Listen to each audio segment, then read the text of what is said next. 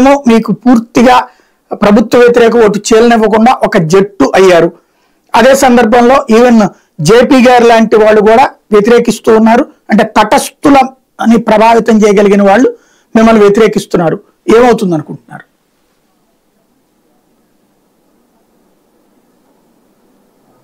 మీరు audio mute లో ఉంది చూడండి సాంబశివరావు గారు.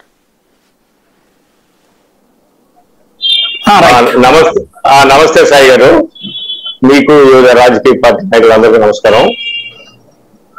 మీకు జయప్రకాష్ నారాయణ గారి గురించి మాట్లాడినా లేకపోతే చెప్పండి. అదే జేపీ గారు పొత్తులు రెండు కలిపితేనే కదా జేపీ గారు సపోర్ట్ చేస్తారు. నేను సాయి గారు, నేను జేపీ గారి గురించి అక్కడ చాలా మిత్రులకు తెలియని విషయాలు చెప్తా. ఆయన Guntur medical college student, Ashok Nagar లో చదివేవాడు.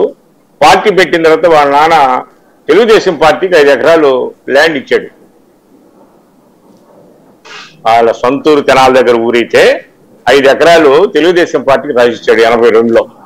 అది ఆయన ఒంగోలు జిల్లా కలెక్టర్ గా ఉన్నప్పుడు ఈ సెంట్రల్ గవర్నమెంట్ ఫండ్స్ విపరీతంగా యూజ్ చేశాడని ఎన్టీ రామారావు గారు అడిసి ఆయన మళ్ళీ ఇక్కడికి పిఎస్సీకి మార్చుకున్నాడు.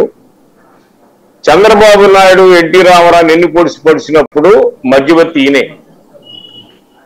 చాలా విషయాలు మీకు నాకు టైం ఇస్తే చెప్తా.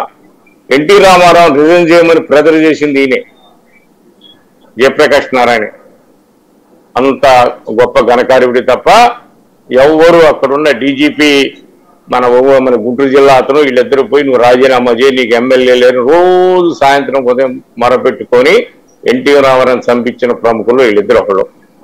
నేను రాజీనామా చేయను అనేదాకా ఆయన ఒకటే మొండికేసుకుని కూర్చున్నాడు. ఈయన పిఎస్కి చేశాడు ఎన్టీ రామారావు. అది జయప్రకాష్ నారాయణ మాట్లాడినా, వెంకయ్యనాయుడు మాట్లాడినా, ఇంకోడు మాట్లాడినా వాళ్ళదంతా ఒకటే కార్డు, చంద్రబాబు నాయుడు ఉండాలనేది. అందుకని పెద్ద వాళ్ళ గురించి మనం విశ్లేషణ చేసుకోలేదు. ఆయన మనకన్నా మేధావి కాదు. ఎందుకు మేధావి కాదంటే 14 సంవత్సరాలు ముఖ్యమంత్రిగా ఐఏఎస్ గా ఉండి ఈయన ముఖ్యమంత్రిగా చంద్రబాబు నాయుడు ఉంటే 950 కోస్టల్ కార్డులో పోర్టులు పెట్టాలని చంద్రబాబు నాయుడికి ఐడియా ఇవ్వాలైనా. ఇవాళ చదువుతున్నాడు రాష్ట్రం అభివృద్ధిగా లేదు, 950 కిలోమీటర్లు ఉంది అని. మరి మేము 5 పోర్టులు పెడుతున్నాం కదా, 40,000 కోట్లతో 20 షిప్పింగ్ యార్డులు పెడుతున్నాం కదా. నువ్వేం చేసావు? నువ్వు ఎందుకు సలహా ఇవ్వాలా? ఉత్తరం రాయిపోయా, ఇటు కోస్టల్ కారిడార్ ఉంది, నువ్వు డెవలప్ అవుద్ది, సంవత్సరానికి ఒక 20,000 కోట్ల రూపాయలు ఆదా వస్తుంది, మన 4 పోర్టులు పెట్టితే ఒక 40,000 మంది ఎంప్లాయ్ ఉంటుంది, షిప్పింగ్ లో 40,000 కోట్ల రూపాయలు ఆదా వస్తుంది, ఎందుకు లెటర్ ఇవ్వాలా? నువ్వు పెద్ద మేధావు కదా. నేను మన్మోహన్ సింగ్ తోను అక్కడ అమెరికన్ ప్రెసిడెంట్ మాట్లాడానని చెబుతావు కదా. ఎందుకు ఆలోచన రాలా? ఇవాళ ఎందుకు వచ్చింది? ఇవాళ అర్జెంటుగా రాష్ట్రంలోకి వచ్చి ఇవాళ టీవీ ఛానల్ వాడు పెట్టి వాళ్ళ చేత వీళ్ళు పెట్టించుకొని ఈయన చెబుతాడు అది కుదరదు, ఇది కుదరదు, ఓన్లీ వెల్ఫేర్ చేస్తే అభివృద్ధి ఏందని. ఏ అభివృద్ధి చేశాం? చంద్రబాబు నాయుడు చేసిన 5 సంవత్సరాలు టైం ఇచ్చాం. ఏం అభివృద్ధి చేశాడు చెప్పమనండి. చేసిందే చెప్పమనండి. మేము అభివృద్ధి చేసింది మేము చెబుతున్నాం.